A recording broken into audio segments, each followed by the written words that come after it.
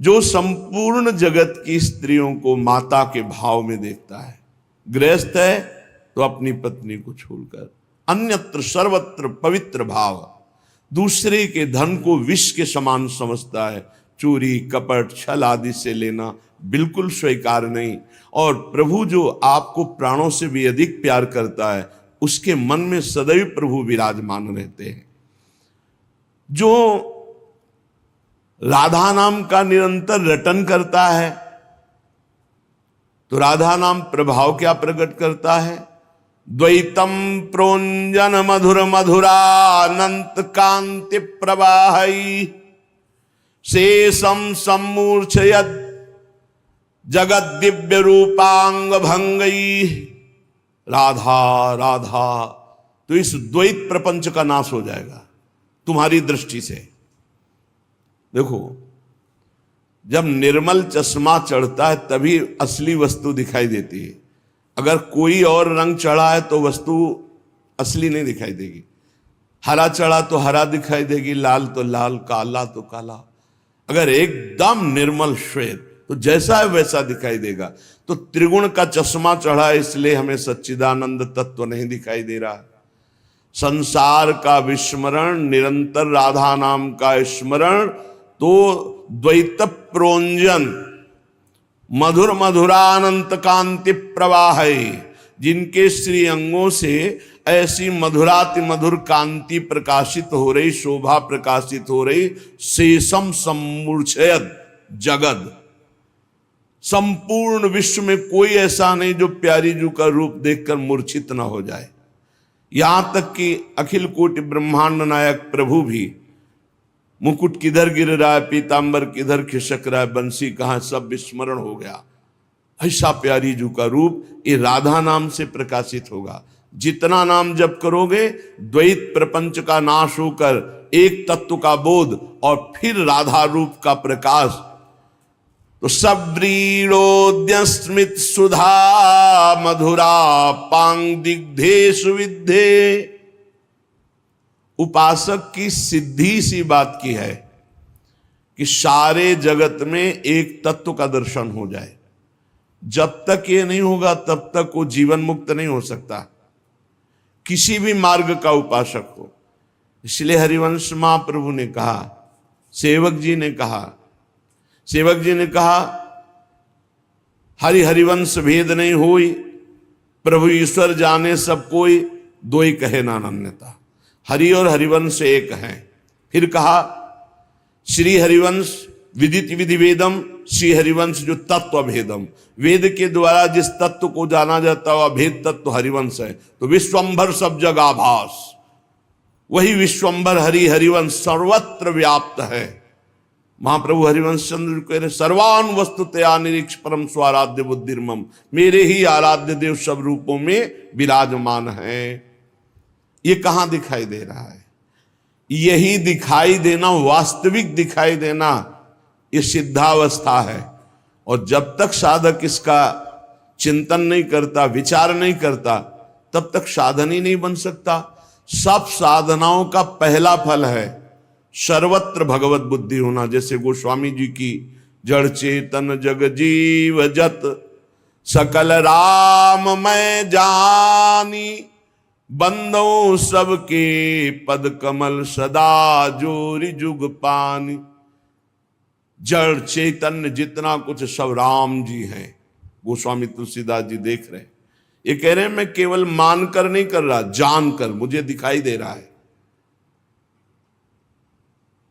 सिय राम मैं सब जग जानी, करऊं प्रणाम जोरी जुग पानी।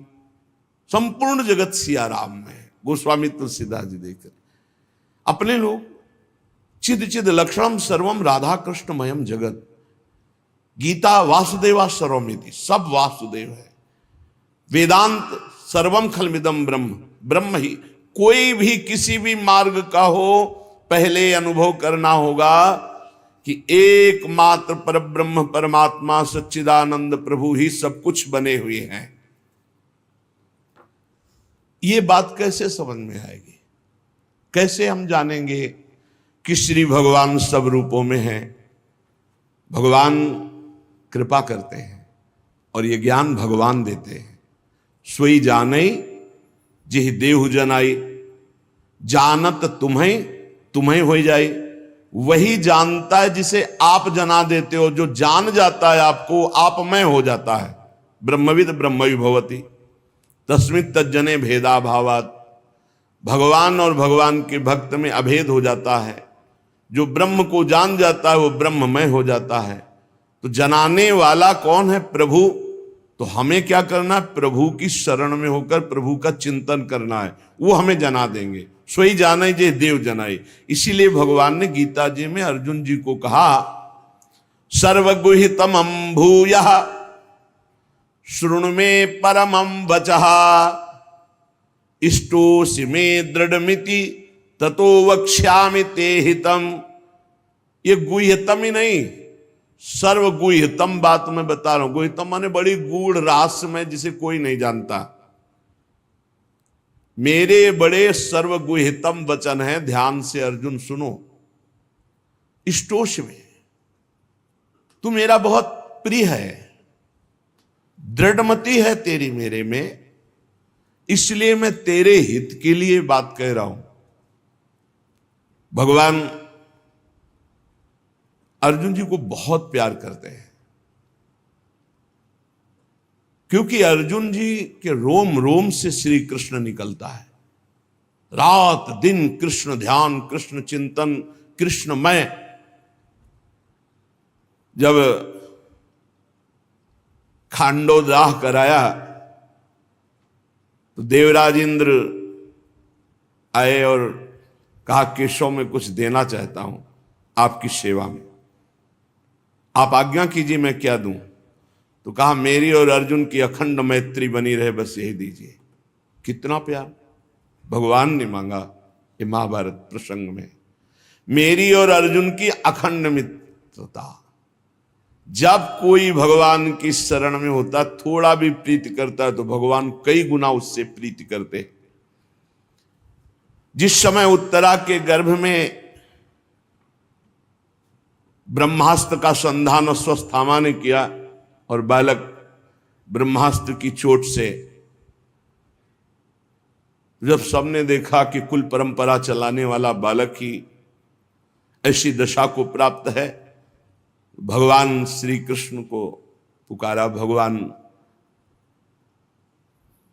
करुणा करके जो वचन बोले, भगवान ने कहा कि यदि मेरी और अर्जुन की निष्कपट मित्रता है तो ये बालक अभी जीवित हो जाए। अर्थात बहुत प्यार भगवान अर्जुन जी को करते हैं। अर्जुन के प्रति इतना घनिष्ठ प्यार है कि आप देखो, जहां अर्जुन की पादुका है वहां सारथी बने हुए जगत बंदनी भगवान बैठे। प्रीति का स्वरूप तो देखो। इसीलिए कहा, प्रीति की रीति रंगीलो ही जाने। प्रीति का निर्वाह करना, प्रीति की रीति को तो स्वयं श्री भगवान ही जानते हैं। सर्वगुहितम बात कहे क्या? सर्वधर्मान परित्यज्य मामेकम शरणम ब्रज। बस ये आम तो हम सर्वपापेभ्यो मोक्षयिष्यामि मा शुचा। प्रेमी जन इस अर्धाली को नहीं देखते। मेरे सारे पाप नष्ट हो जाएंगे, मैं तुम्हें सब कुछ पवित्र कर दूंगा, तुम चिंता ना करो, ये सब बातें। प्रेमी जन इस बात को देखते कि भगवान ने कहा सर्वगुहितम बात है, सर्वधर्मान परित्यज्य मामेकम शरणम ब्रज। शरणागति की सूक्ष्म बात भगवान ने कही। बहुत से धर्म हैं जिनमें लोग फंसे रहते हैं। पति धर्म, पत्नी धर्म, पुत्र धर्म, गृहस्थ धर्म, कुल धर्म, ना जाने कितने धर्म। भगवान आदेश कर रहे हैं कि तुम चिंता मत करो। यदि अपना परम मंगल, परम कल्याण और तत्वबोध चाहते हो तो मुझ जगत गुरु की शरण में आ जाओ। सब धर्मों का त्याग, एकमात्र मेरी शरण, हरि शरणम मम। कोई कोई इसकी व्याख्या करते हैं कि भगवान ने इंद्रियों के धर्मों के त्याग की बात कही है। भगवान सर्वज्ञ हैं। इंद्रियों के धर्म की बात, त्याग की बात तो गीता जी में बहुत जगह कही, ये गुह्यतम बात क्यों, वो तो कह चुके हैं कई बार। बोले ऐसा लगता है भगवान ने कहा सन्यास धर्म, सब कुछ त्याग कर मेरी शरण में आ जाओ। तो अर्जुन जी तो पहले ही सन्यास लेना चाहते थे, गीता प्रारंभ के पहले ही कहा मैं सन्यास लेकर के भिक्षा का अन्न पा करके जीवन गुजारना चाहता हूं, मैं युद्ध नहीं करना चाहता। यहां जो अर्जुन के लिए लक्ष्य करके बात कही है वो अत्यंत प्रेम में कही, केवल मेरा भरोसा, केवल मेरा आश्रय। ये खास बात अंदर की है, केवल प्रभु का भरोसा। हमें ज्ञान मिलेगा तो प्रभु से, हमें प्रेम मिलेगा तो प्रभु से, हमारा कल्याण होगा तो प्रभु से, हमारे जीवन यापन होगा तो प्रभु, केवल प्रभु से। सर्वधर्मान परित्यज्य माम एकम शरणम ब्रज, माम एकम। भगवान ने कहा सारा भार मैं लेता हूं। अहम त्वाम सर्व पापेभ्यो मोक्षयिष्यामि मा शुचा। ये मत डरो कि ये त्याग करने से पाप लगेगा, ये त्याग करने से पाप लगेगा, मेरी शरण में आ जाओ।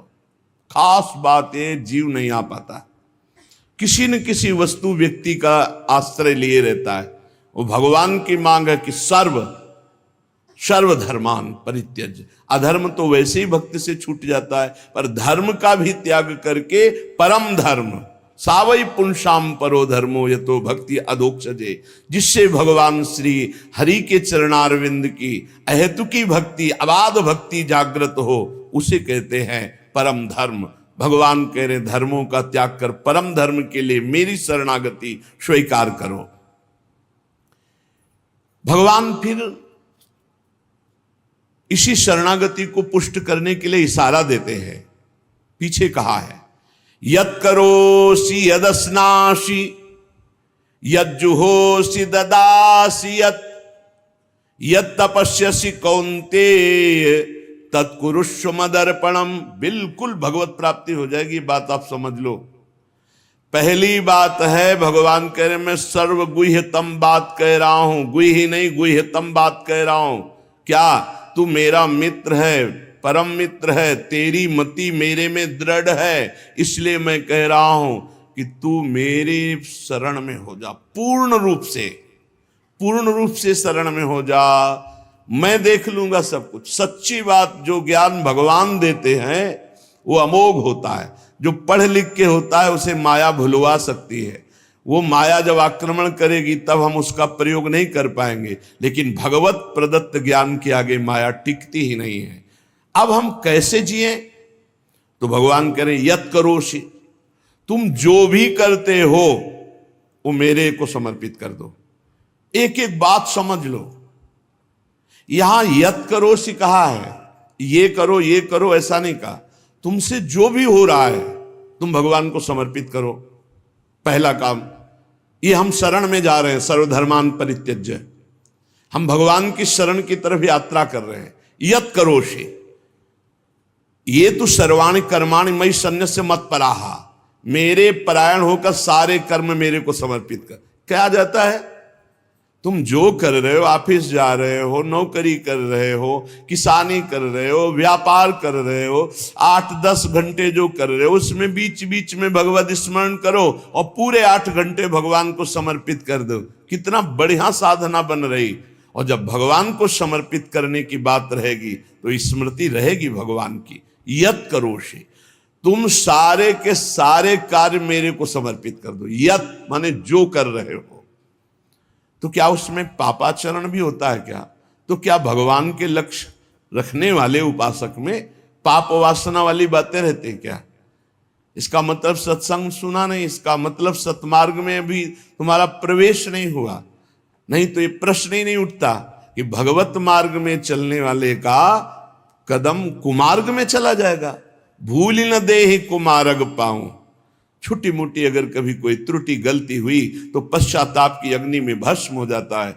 वो भगवान को समर्पित गंदे आचरण नहीं करता, वो प्रार्थना करता है, प्रभु ये त्रुटि हो गई हमसे, हे नाथ इसको संभाल दो, मेरे बस की बात नहीं। वो भी इस तरह से प्रार्थना पूर्वक समर्पित है। यत् करोषि और यदस्नासि, जो भी तुम्हारी जिह्वा में, रसेंद्री में जाए, पानी जाए, भोजन जाए, बिना भगवान को अर्पित किए नहीं जाना चाहिए। अभी शरणागति पुष्ट हो जाएगी। जो भी कार्य करो भगवत समर्पित करो। एक स्थिति आती है जहां भगवत समर्पित करना नहीं पड़ता, स्वयं होता रहता है। वो होता है तन, मन, वाणी और अहम, इनका समर्पण जिनका हो चुका है पूर्ण रूप से। अब उनका यह नहीं होता कृष्णार्पणम मस्तु, ये तो प्रारंभिक, पर ये जब तक स्थिति नहीं है तब तक प्रारंभिक दशा में ही हो। हर समय भगवदाकार स्थिति, कौन किसको समर्पण करे, ये स्थिति जब तक नहीं तब तक सिद्ध बनने की कोशिश न करे। आचरण जैसा आज्ञा हो रही शास्त्र की वैसे चले तो स्थिति आ जाएगी। यदश्नाशी, बिना भगवान को अर्पित किए कुछ नहीं खाना। भगवान आदेश करें जो पा रहे हो वो मेरे को अर्पित करो पहले।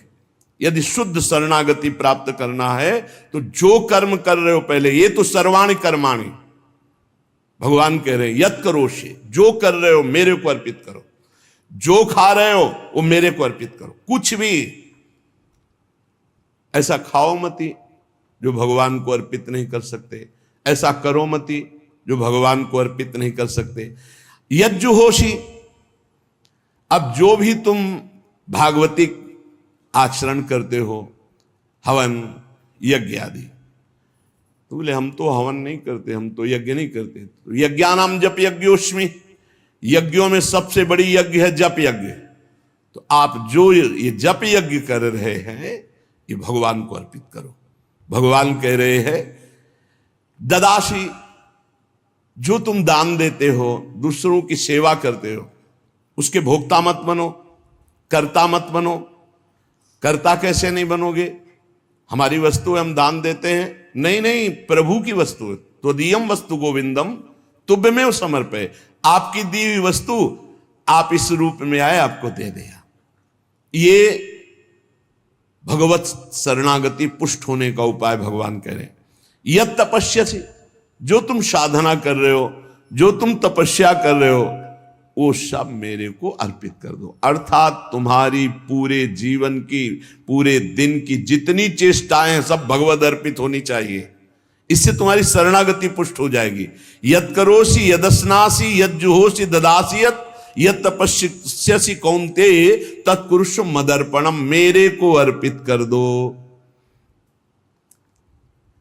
अब ध्यान रखना, अब अपनी कमी की चिंता नहीं करनी, क्योंकि हमने भगवान को सब कुछ अर्पित कर, और कमी रहेगी नहीं। कमी रहती है अहंकार के कारण, भगवत विमुक्ता के कारण। फिर भी आपको संतुष्ट करने के लिए कह रहे हैं कि जैसे हम अपना मकान किसी को दे देते हैं, तो मकान में जाले लगे हैं या टूटा है या कुछ भी बिगड़ा है, अब ये सारी जिम्मेवारी जिसने मकान खरीद लिया, ले लिया, उसकी होती है। वो मरम्मत करवाएगा, वो सफाई करवाएगा।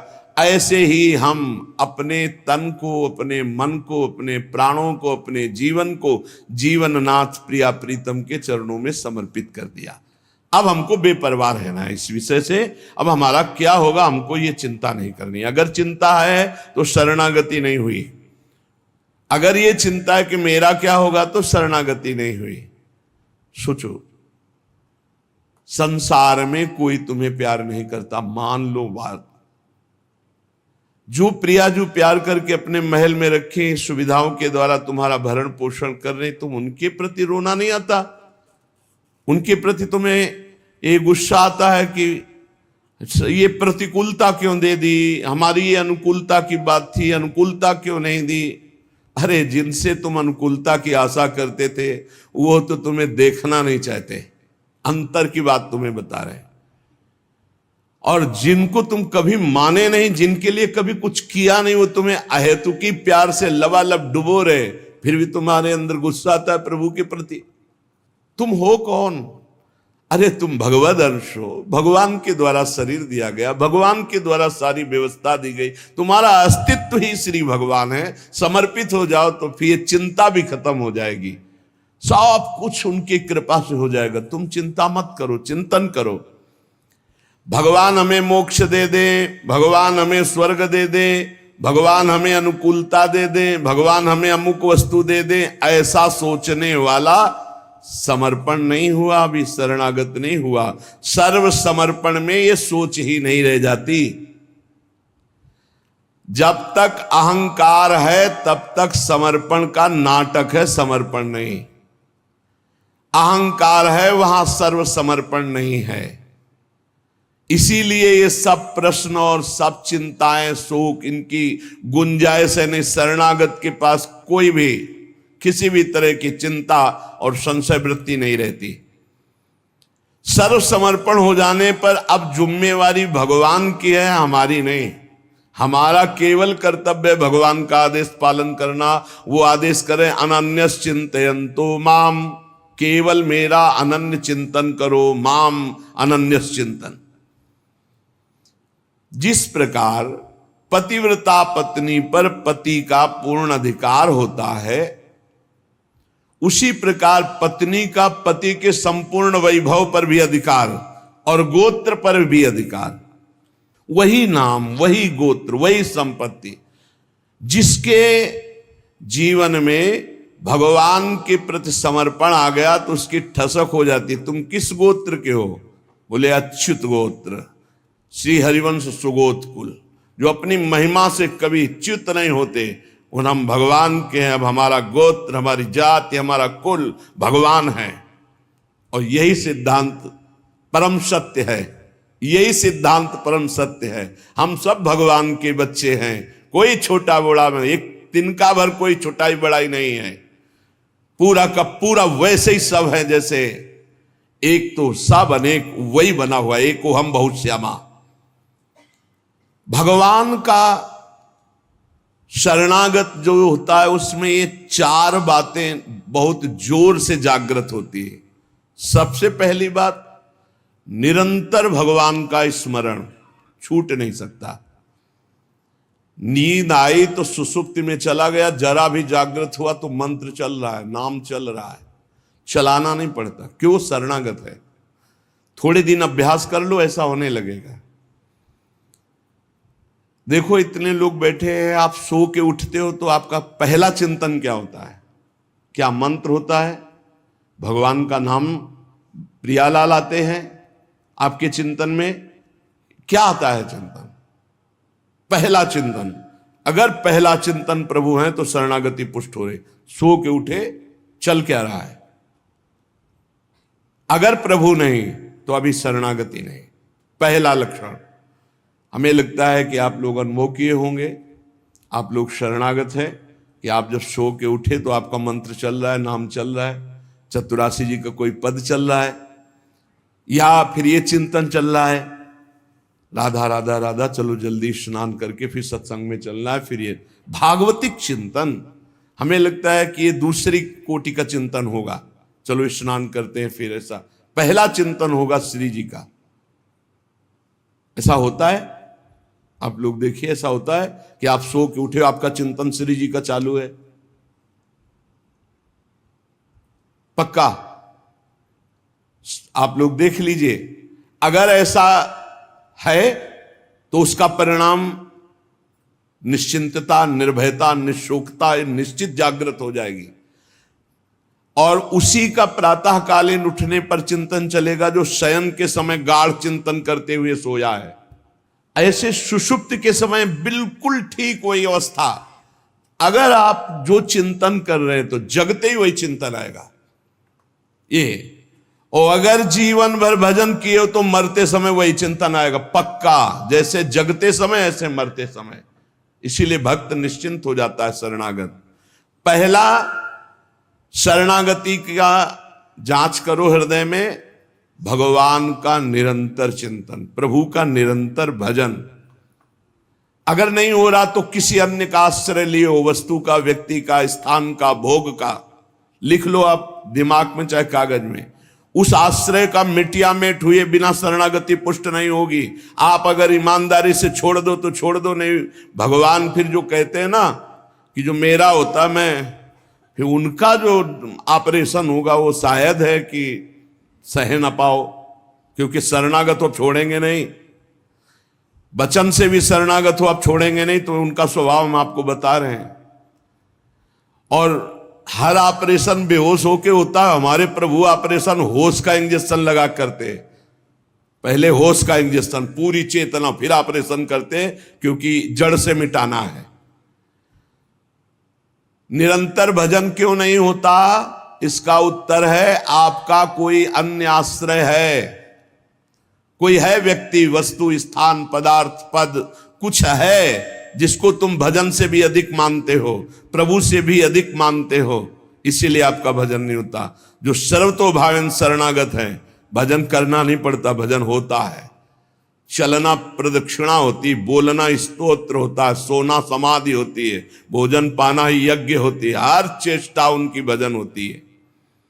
दूसरा, अपने प्रभु से कुछ ना चाहें, यहां तक कि मोक्ष भी ना चाहें। क्यों चाहें? क्या आप जानते नहीं हो कि क्या करना है?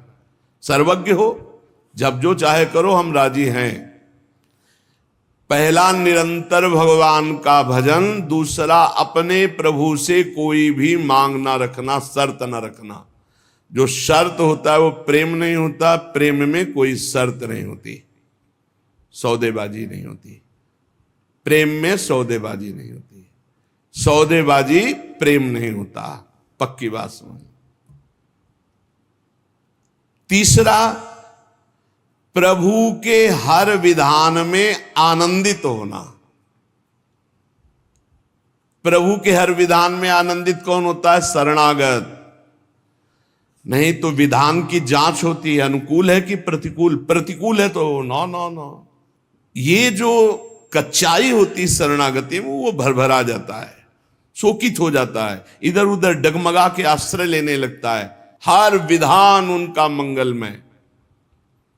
चौथा, भगवान के किसी भी विधान में विरोध भाव ना करना।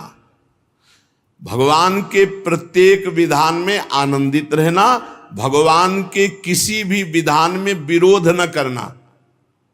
जो किया अच्छा हो रहा है, नहीं बहुत हाहाकार मचने वाला ऐसा नहीं, जो प्रभु का विधान है वो मंगलमय है, सब मंगलमय है। चार बातें शरणागति में आती, निरंतर भजन, किसी भी तरह की भगवान से कोई शर्त चाह नहीं, उनके हर विधान में आनंदित रहना, भगवान के विधान को प्रतिकूल मान करके विरोध भाव नाना, विपरीत भावना नाना। अब निश्चिंत हो जाओ, तुम्हारी जिम्मेवारी श्री भगवान ने ले ली, शरणागत हो। अब तुम्हें किसी भी तरह का दुख आवे तो उबना नहीं है, वो सुख है, दुख रूप लेके आ रहा है। जैसे माया दुख भेजती सुख रूप में, पार्सल में ऊपर लिखा होता है सुख, और जब खोलो अंदर तो होता है दुख। जिसे तुम सुख समझते हो, ये सुख नहीं, सुख की छाया है, समझ पड़ती नहीं, ये गिरधर की माया है, भारी दुख है। दुखालयम शाश्वतम में जो भी पोस्ट आता है आपके पास, वो दुखद ही है। माया भेजती है सामने वस्तु, व्यक्ति, स्थान, उसके परिणाम में अशांति, दुख और आपके भजन की हानि। पक्का ये देख लीजिए। जन्म भर भगवान के साथ अर्जुन जी रहे हर समय, लेकिन गीता का उपदेश प्रारंभ हुआ, शिष्यस्ते हम साधिमाम त्वाम प्रपन्नम। प्रपन्न से ही ज्ञान की उत्पत्ति होती है। जो भगवान की शरणागति, उसी से शुद्ध ज्ञान होता है। तब तक भगवान अंदर बैठे हैं, ज्ञान प्रकाशित नहीं करेंगे। जैसे अर्जुन जी के साथ रहते हुए गीता को उपदेश कब दिया? जब अर्जुन जी ने कहा शिष्यस्ते हम साधिमाम त्वाम प्रपन्नम, मैं आपका शिष्य हूं, आपका शरणागत हूं, आप मुझे ज्ञान। भगवान गीता जी, ज्ञान का फल क्या हुआ? बोले नष्टो मोहा स्मृतिर्लब्धा तत्प्रसादान मयाच्युता। मोह का नाश हो गया, स्मृति जागृत हो गई आपके कृपा प्रसाद से, हे गोविंद, हे अच्युत। तो इसी प्रकार हमारे अंदर भी सब ज्ञान जागृत हो जाएगा, पहले हम भगवान की शरणागत हों। त्वाम प्रपन्नम, भगवान का सर्व समर्पण भाव ही सब दिव्यताएं जागृत करता है। भगवान के प्रति जितना समर्पित होते जाओगे उतने दिव्य ज्ञान होता चला जाएगा, और जो चीजें आपकी दुर्गति कराने वाली हैं वो सब भस्म होती चली जाएंगी। जब कुछ नष्ट होने लगे तो क्षोभ मत करना, वो नष्ट जरूरी था होना, ये बात दिमाग में बैठा लो। कुछ पकड़े मत रहना, क्योंकि भगवान को जो लगेगा वो हटा देंगे, वो नष्ट कर देंगे। जो वस्तु भगवान नष्ट करे तो जान लो परम मंगल विधान, ये वस्तु हमें भगवत प्राप्ति में बाधा पहुंचा देती, इसलिए भगवान ने उसे नष्ट कर दिया। भगवान को समर्पित वस्तु के नष्ट होने में तुम्हें क्यों जलन हुई? क्योंकि तुमने तो भगवान को अपना सर्वस्व मानकर समर्पित कर दिया। अब तुम्हारे पास अपना कहलाने के लिए सिर्फ भगवान है, और भगवान की सब वस्तु जब जो चाहे हटा ले, जब जो चाहे रख ले। जरा इस पर विचार करो। आप राजी हो? शरणागत। आपके पास अपना कहने वाला शब्द केवल भगवान के लिए है, और जो भी कुछ आपके पास है वो सब भगवान का है। वो चाहे अभी बुला ले, चाहे वर्षों रखे, चाहे अभी नष्ट कर ले, चाहे और बढ़ा दे। क्या राजी हो इस बात में शरणागति पर? अंदर से देख लो, तुमने तो दे दिया भगवान को, और तुम्हारा था कब, और वो था कौन, तुम्हें पता है? नहीं पता। इसी अज्ञान का नाश करने के लिए पहले ये बात स्वीकार करो, अपना कहने के लिए हमारे पास अब एक बात रह गई है, प्रभु। हमारे पास जो कुछ है, शरीर, मन, प्राण, आत्मा, परिवार, धन, संपत्ति, सब प्रभु को दे दिया। सुहम तभी वास्तिता। अब जब प्रभु को दे दिया तो जब मन आवे तब ले ले। जैसे हम अपने घर की कोई वस्तु किसी को दे दिया, वो कह रहा है रखे रहो, हम ले लेंगे। अब जब कभी वो ले ले तो ईमानदारी से हमको दुख नहीं होना चाहिए, क्योंकि हमने उसको दे दिया। अब आप देख लीजिए, एक माई आके बहुत रोई और कही जिंदगी हो गई, नौ दुर्गा पूरी रहती थी, रोज शंकर जी को जल चढ़ाती और रोती जा रही थी, और मतलब हो सकता है 65 वर्ष की, और हमारे पति को ले लिया, हमारी पूरी श्रद्धा नष्ट हो गई, जीवन भर व्रत। शरणागति को समझो भाई, बहुत आनंद आ जाएगा आपके पास। अगर आप भगवत मार्ग में चल रहे हैं, शरणागत हैं, तो आपके पास अपना कहने के लिए अब कुछ नहीं बचा, वो केवल श्री भगवान है। मेरे तो गिरधर गोपाल दूसरों न कोई। अब दूसरी जो कुछ भी है, वस्तु, व्यक्ति, स्थान, वो गोविंद का है। जब चाहे गोविंद ले ले, जब चाहे बढ़ा दे, जब चाहे घटा दे, जब चाहे नष्ट कर दे, तुम्हें दुख नहीं होना चाहिए। अगर दुख होता है तो अभी शरणागत नहीं हो। कितनी ऊंची स्थिति शरणागत की है। अब जो जीवन में प्रभु का शरणागत है, उसका पहला लक्षण कि निरंतर स्मरण करता है, तो अंत काल में भगवान का स्मरण होगा। अभी आपको बताया, जो रात्रि में सोते समय स्मरण करता है, उसका परिणाम जागते समय वही स्मरण। जो जीवन भर स्मरण करता है तो अंतिम समय भगवत स्मरण होता है। और भगवान का वचन है, अंत काले च मामेव स्मरन् मुक्त्वा कलेवरम यह प्रयात समद भावम याति नास्त्यत्र संशयः। जो जीवन भर भजन करता है, उसका अंतिम समय भजन भगवान करवाते हैं, क्योंकि बड़ी दुखद स्थिति होती है। उस समय जब भगवत स्मरण करते हुए शरीर त्यागता है, तो वो सीधे भगवान को प्राप्त हो जाता है। आपको कल चर्चा के प्रारंभ में बताया था, गीता वाटिका में अग्निकांड हुआ था, बड़ा भयावना था। इतना भयावना था कि सब अर्धरात्रि में सो रहे, और 20 फूस की झोपड़ी बनी हुई थी। अखंड नाम कीर्तन 24 घंटे वाला, सालों।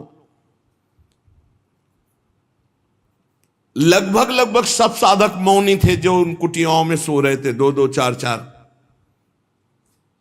अल्पाहार, मौन, कोई बिल्कुल फलाहार, सब दिव्य साधना में लगे। और जब आग लगी थी, वस्त्र, ठाकुर जी, पाठ के ग्रंथ, चित्रपट सब जल गए थे, क्योंकि सब उपासक ही थे। जब भाई जी को हाहाकार सुनाई दिया तो भी निकले। तो उनका जो भोग के लिए घी है वो लाओ, बूरा है वो लाओ, और जो जाज्वल्यमान अग्नि डलवा, भगवान पधारे। चित्रपट, सिंहासन में विराजमान विग्रह है, क्योंकि छोटे छोटे विग्रह साधकों के पास, ग्रंथ पाठ के सब भाग। फिर भाई जी ने कहा मेरे भगवान इस रूप में आए। फिर साधकों को समझाया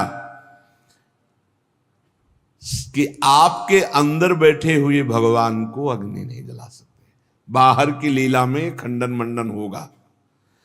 आपने जो अंदर नाम चला रखा है, इस उपासना को कोई छू नहीं सकता, बाहर की उपासना में विघ्न पड़ेगा। बाहर की लीला एक अलग है, इसीलिए उपासक अंतर्मुखता पर प्रधानता रहे। अंतर्मुखता पर प्रधानता नहीं रहेगी, बोले हमारे भगवान गिर गए, कोई बहुत अनिष्ट होने वाला है, आग लग गई, कोई बहुत अनिष्ट। अरे अनिष्ट कैसे हो सकता है? मंगल भवन की शरण में अनिष्ट हो सकता है? बोले कोई विनाश लीला होगी, तो क्यों नहीं होगी? सृष्टि रचना लीला होती, पालन लीला होती, तो विनाश लीला होना कौन सा भयावह है भाई? 3 लीलाएं हैं, तो भयावह क्या है इसमें? विनाश होगा तो क्या विनाश होगा? अविनाशी का विनाश नहीं हो सकता, विनाशी को बचना नहीं है, तो आज है नहीं तो कल विनाश तो होना ही है, क्या परेशानी है?